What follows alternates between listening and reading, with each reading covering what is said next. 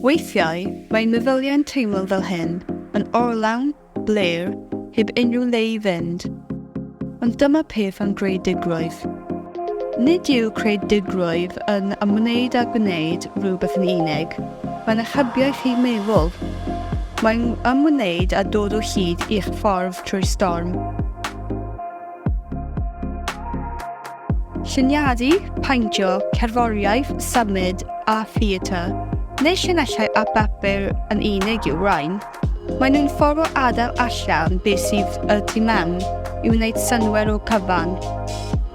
Yn sydyn, nid dim ond ti, pawb.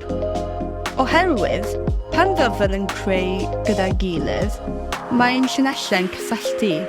Rydym yn ffurfiol gwe o gefnogaeth, dealltwriaeth a mynegiant. Mae creadigrwydd yn fwy na celf, cerddoriaeth a symudiad yn unig. Mae'n ffordd o gysylltu I dod o hyd I heddwch yn y drysoch. Mae byddion yn cael eu profi I wella lles meddyliol, lleihau gofid a meithrin sgiliau ymdopi gydol oes.